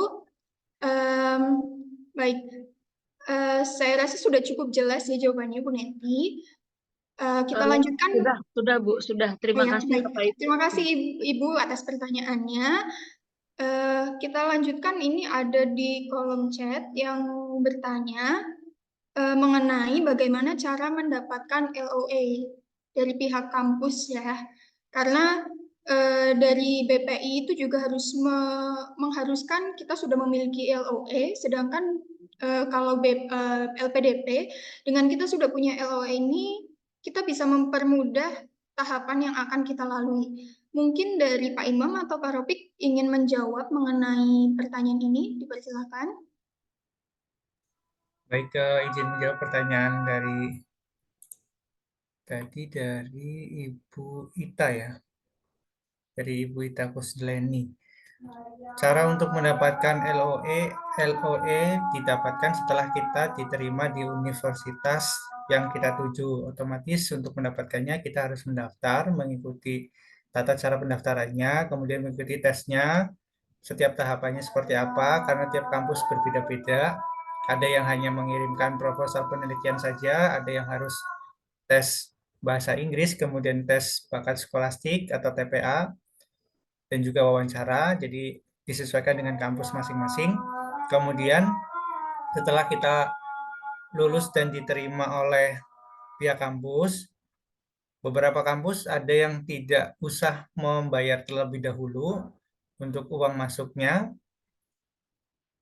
sudah bisa keluar LOE, yang penting sudah diterima. Ada yang memang mengharuskan mahasiswa baru untuk mendapatkan LOE unconditional itu harus membayar terlebih dahulu untuk biaya masuknya. Seperti itu, Ibu.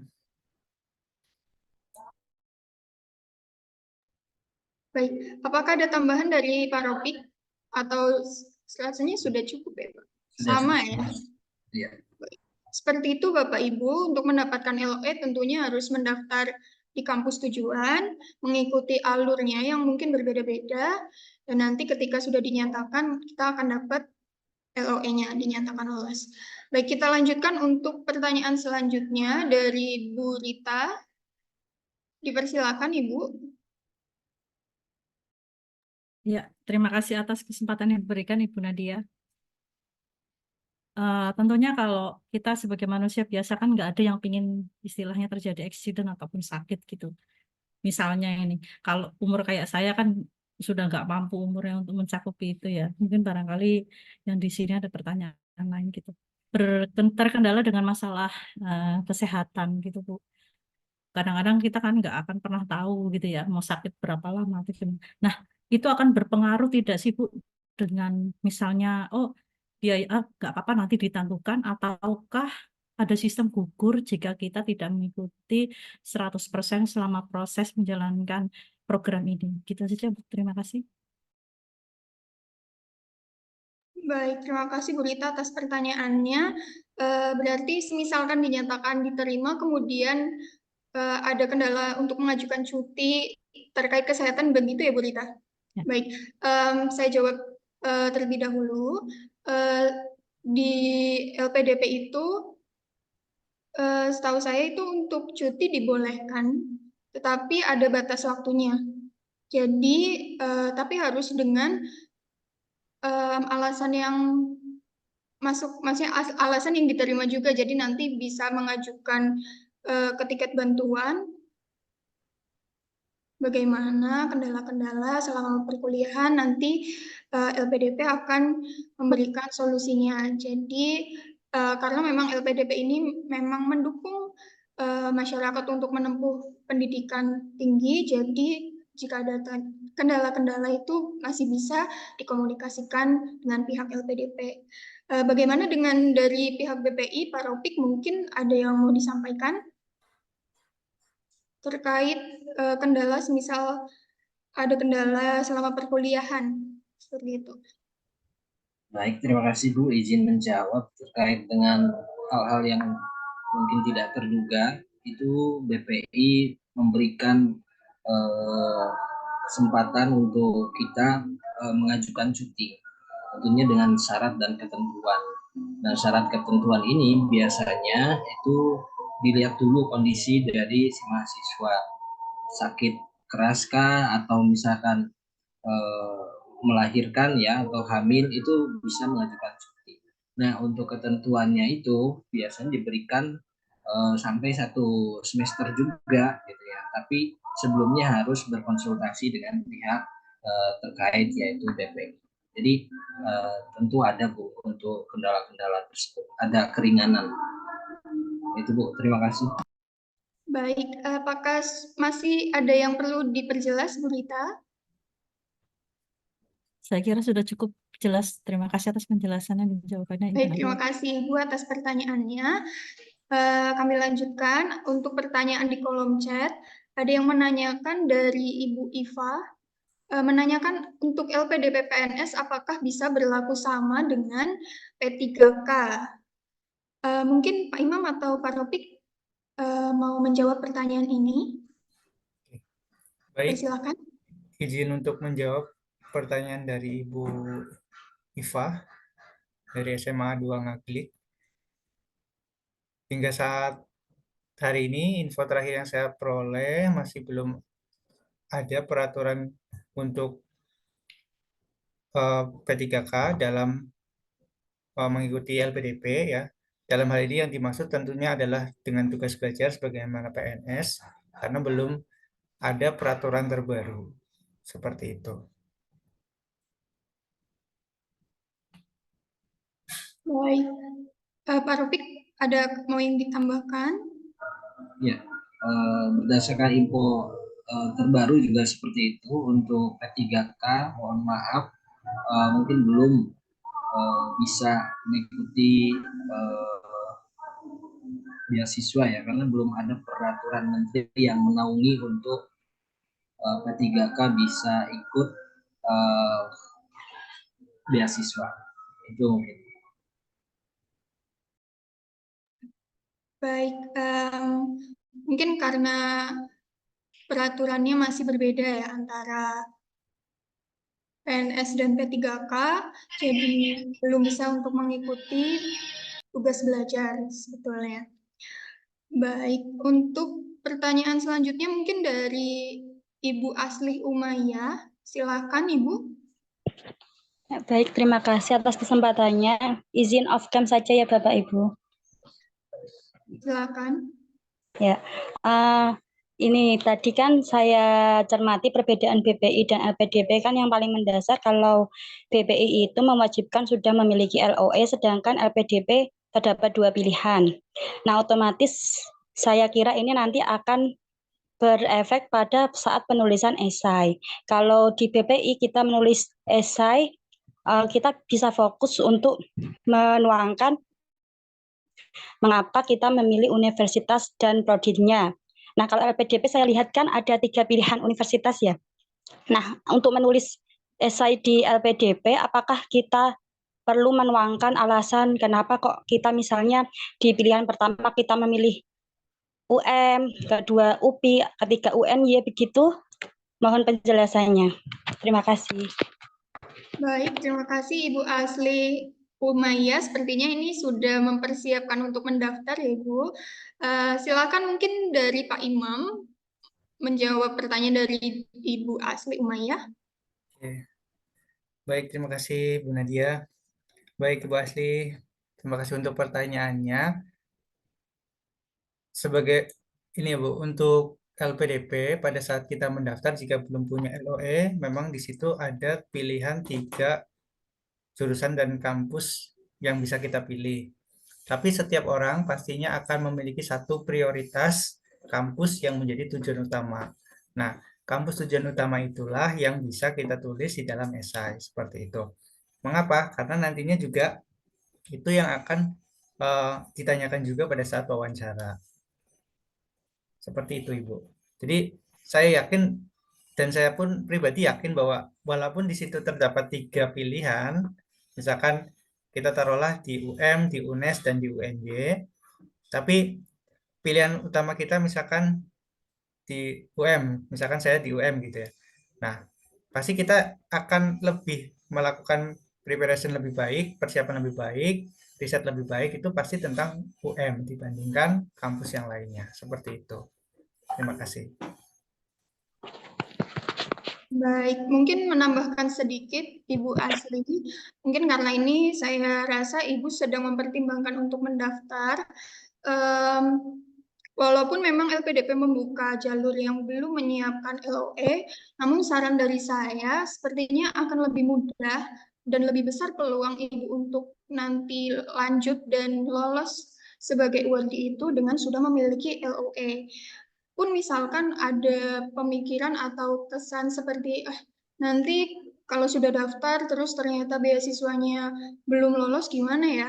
Nah, Ibu bisa mengajukan defer atau pengunduran masa studi ke pihak kampus. Jadi nanti LOE-nya masih bisa digunakan ketika mendaftar di tahap berikutnya untuk beasiswa BPI maupun LPDP seperti itu. Jadi saya rasa walaupun dibuka jalur untuk belum menggunakan LOE, sebaiknya LOE itu sudah Ibu kantongi terlebih dahulu, seperti itu.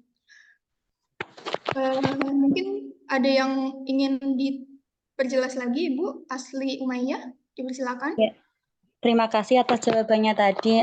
Begini, kalau misalnya LPDP kita sudah memiliki LOE, nah apakah nanti saat pendaftaran masih diberikan 3 pilihan tersebut atau kita cukup memasukkan 1 pilihan saja? Baik, kalau kasusnya sudah memiliki LOE, berarti itu sudah konsekuensi kita selama prosesnya tertuju hanya satu kampus tersebut dengan prodi tersebut juga. Jadi sudah tidak ada peluang untuk pindah kampus kecuali ada kondisi tertentu dan itu pun harus dikomunikasikan dengan pihak LPDP ketika nanti sudah diterima. Seperti itu, Ibu. Ya, baik. Kemudian satu lagi ya.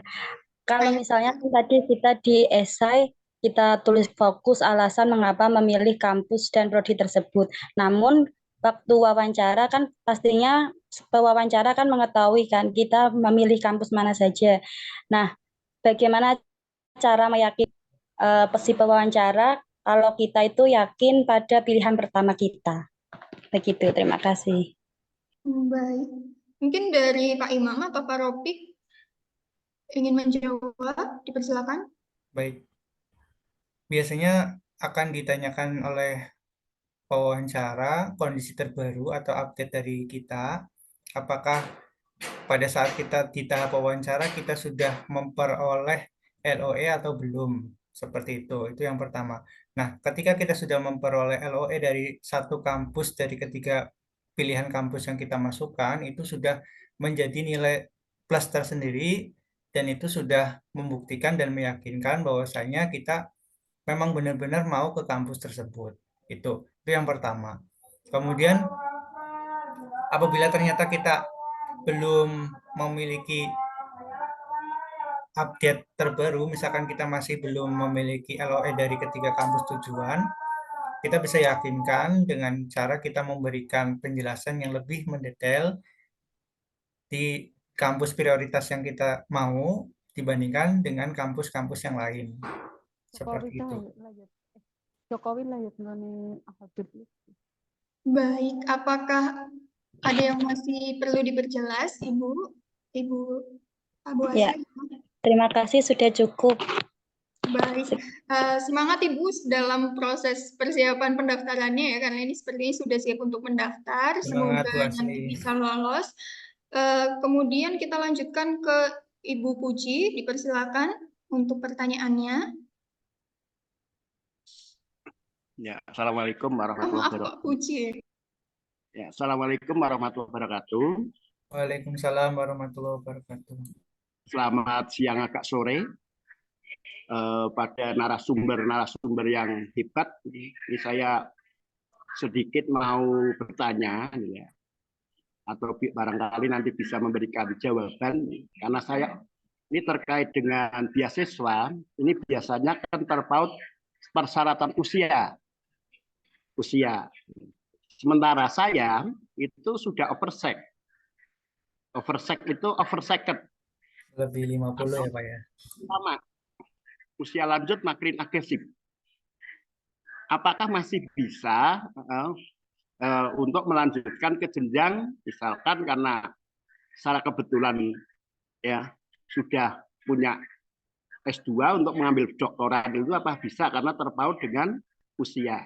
Demikian ya pertanyaan saya. Wassalamualaikum warahmatullahi wabarakatuh. Waalaikumsalam. Baik Pak Uci ya, maaf tadi saya kira Ibu. Tadi sebenarnya sudah disampaikan saat overview di beasiswa LPDP untuk batasan usia memang untuk lebih dari 50 itu belum bisa Bapak. Kalau untuk program doktoral. Ya, maksimal mungkin nanti 47. bisa dibaca-baca lagi untuk maksimal itunya bisa dicek, tapi untuk 50 saya kira belum bisa, tapi mungkin di BPI ada batasan yang lebih longgar. Pak Ropik, dipersilakan. Baik, terima kasih Bu Nadia izin menjawab terkait dengan pertanyaan tadi. Untuk batas usia di BPI ini ya sesuai dengan jenjang atau pangkatnya. Kalau misalkan Pak Puji tadi, karena mohon maaf sebelumnya untuk tahun ini untuk BPI tidak mengadakan skema untuk doktoral, jadi hanya ada S2. Nah, untuk S2 ini sebetulnya bisa Pak, bisa mendaftar ketika jabatan fungsional Bapak ada pada jenjang madya. Jadi jika jenjang jabungnya itu di jenjang madya, lebih umurnya lebih dari 49 itu bisa. Tapi sayangnya tadi Bapak mengungkapkan bahwa Bapak sudah S2, sementara sekarang S3 itu skema S3 tidak ada di BPI. Itu saja, terima kasih. Terima kasih. Baik, apakah dari Pak Puji ada yang ingin diperjelas lagi, Pak?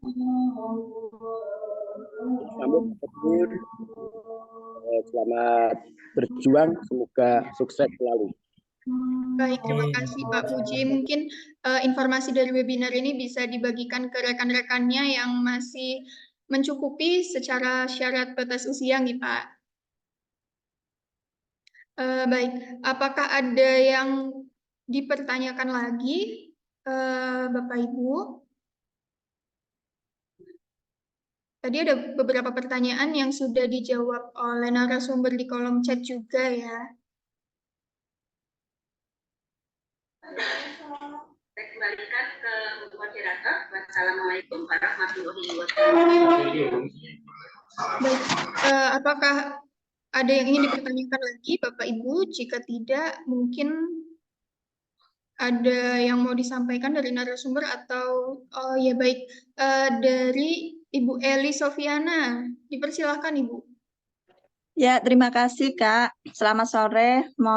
Mau bertanya Kak untuk pengisian di pendaftaran BPI itu kan ada riwayat pendidikan. Nah, riwayat pendidikan itu apakah diisi dari SD, jenjang SD sampai S1 atau bagaimana Kak? Terima kasih. Baik, terima kasih Ibu Eli. Sebelumnya saya mohon untuk Bapak Ibu yang sedang bertanya untuk menonaktifkan mikrofon.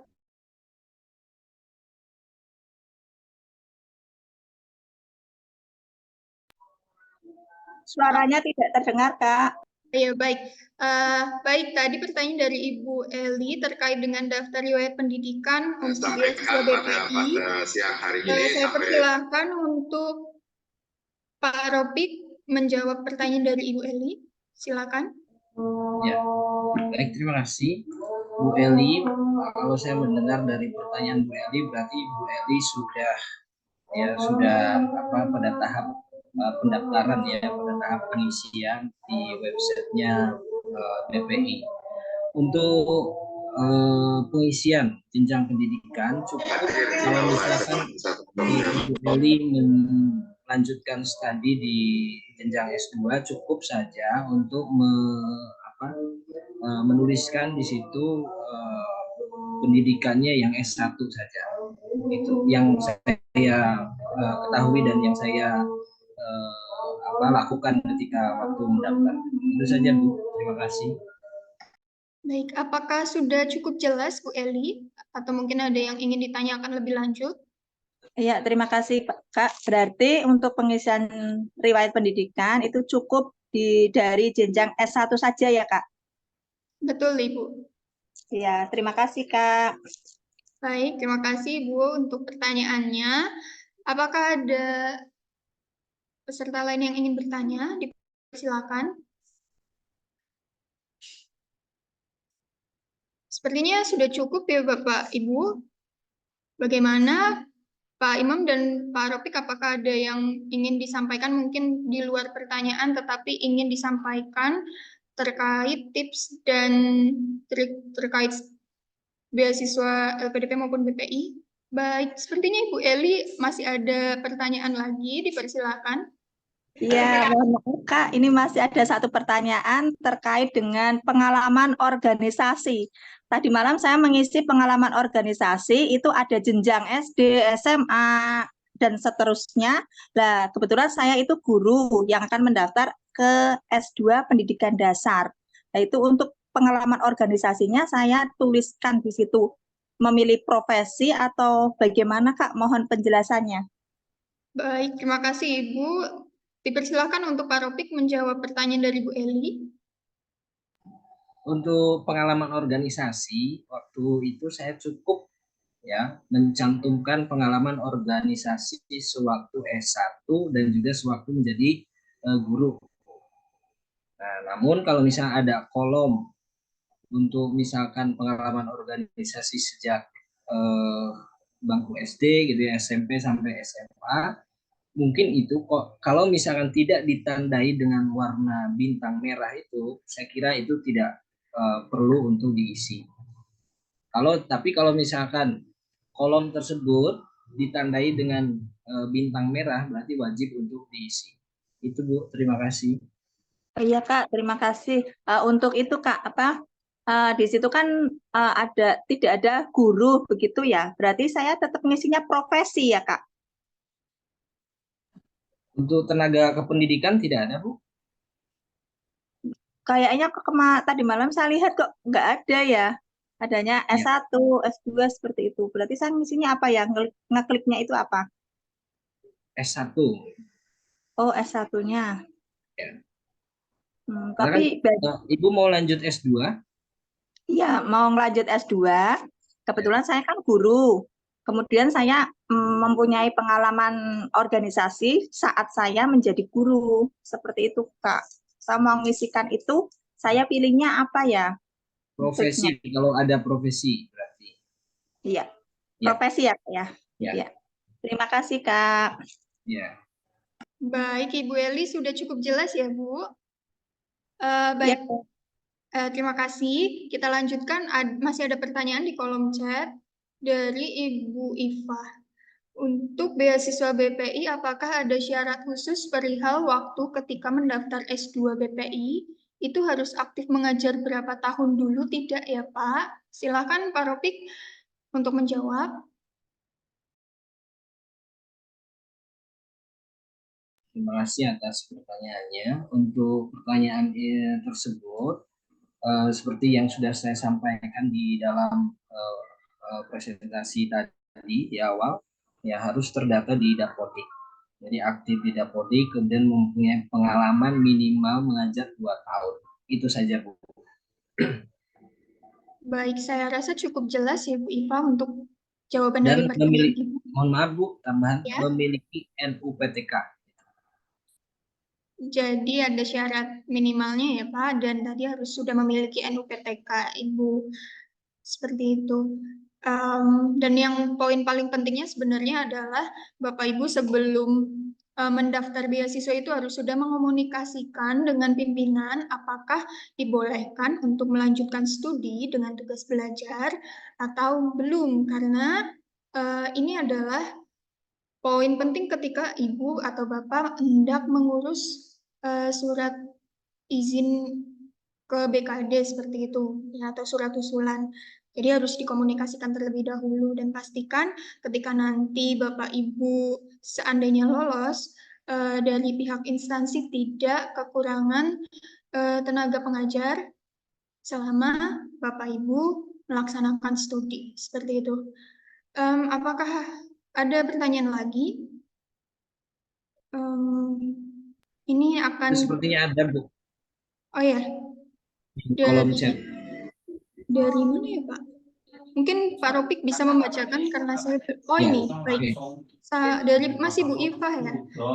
Sama satu lagi, untuk yang dari SMA ke S1, apakah harus diterima dulu melalui jalur SNBT dan lain-lain?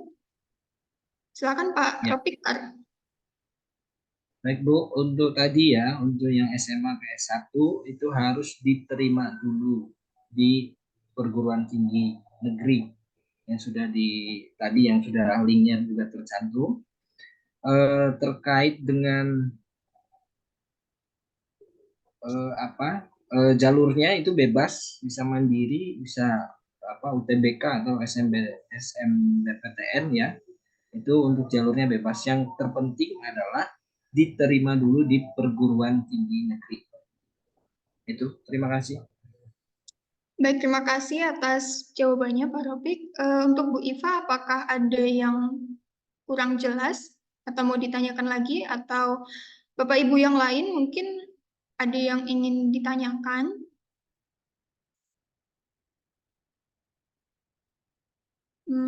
Cukup. Saya rasa sudah tidak ada pertanyaan lagi. Baik, saya tutup sesi tanya jawab pada webinar kali ini. Terima kasih kepada para narasumber atas presentasi yang informatif dan kepada semua peserta atas partisipasi aktifnya.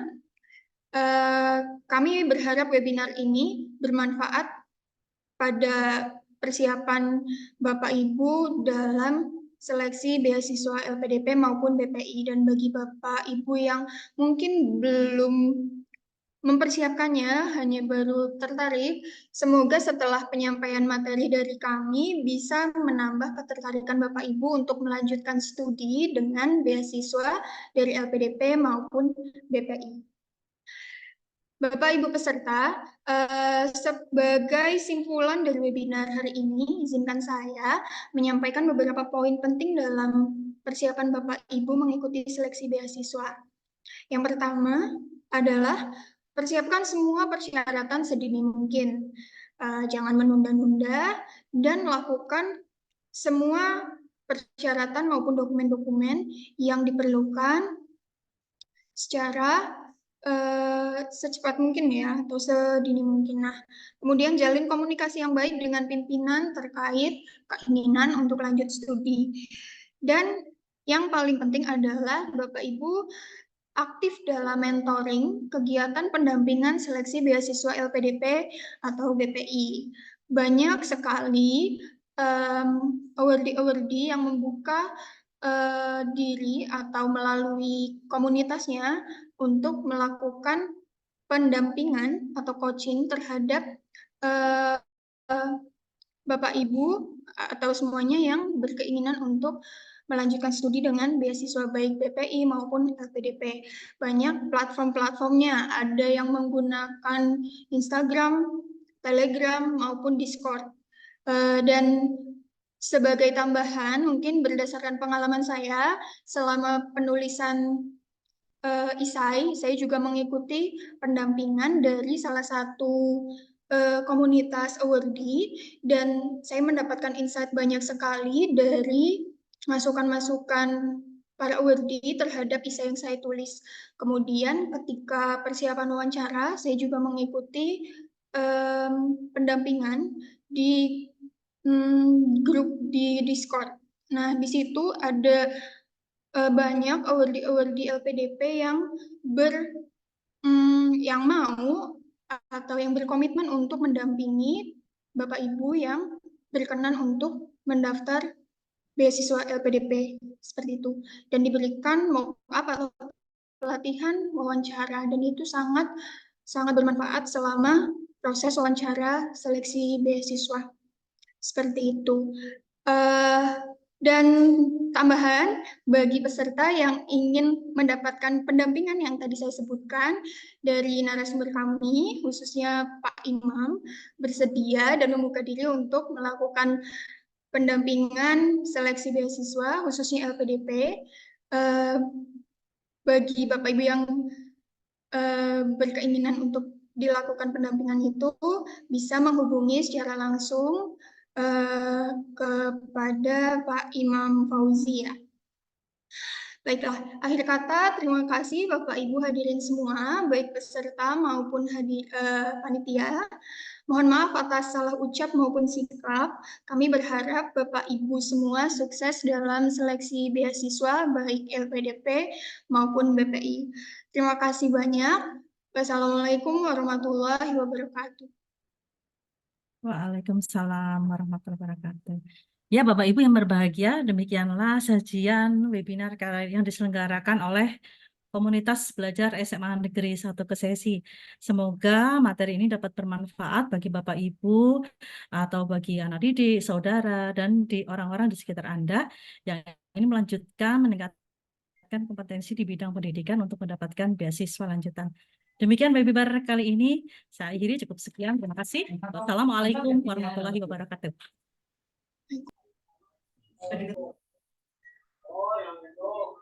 Turun Bapak Ibu semua, saya izin live ya. Terima kasih Bapak Ibu semua yang sudah hadir.